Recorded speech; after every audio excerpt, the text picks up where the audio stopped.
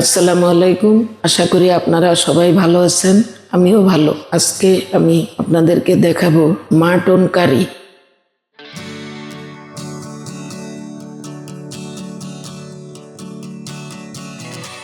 আমি এখানে 1 কেজি পরিমাণ খাসির মাংস ধুয়ে রেডি করে নিয়েছি। এখন রান্না করব।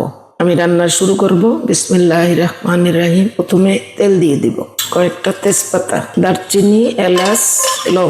আমি কিছু পেঁয়াজ দিয়ে দিব। পেঁয়াজটা হালকা ভাজা হয়ে গেছে। এখন আমি মশলা দিয়ে দেব। টেবিল চামচে 1 চামচ রসুন বাটা, 1 চামচ আদা বাটা। এখন হলুদ দিয়ে দেব 1 চামচে 1 চামচ, মরিচের গুঁড়াও 1 চামচ, জিরার গুঁড়া 1 চামচ, জিরা ধনিয়ার গুঁড়াও দিছি। এখন লবণ দিয়ে দেব 1 চামচ, একটু গোলমরিচের গুঁড়া 4 চামচের হাফ চামচ, একটু পানি মশলা যাতে না পড়ে, একটু টমেটো।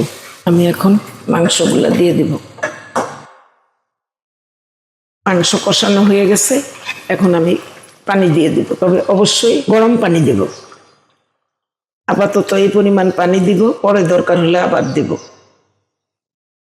রান্না শেষ হয়ে গেল, এখন কয়েকটা বেরেস্তা দিয়ে দিব। তৈরি হয়ে গেল মাটন কারি। আপনাদের পছন্দ হবে, আপনারা অবশ্যই বেশি বেশি করে রান্না করে খাবেন। আজকের মতো এখানেই বিদায়। আল্লাহ হাফেজ।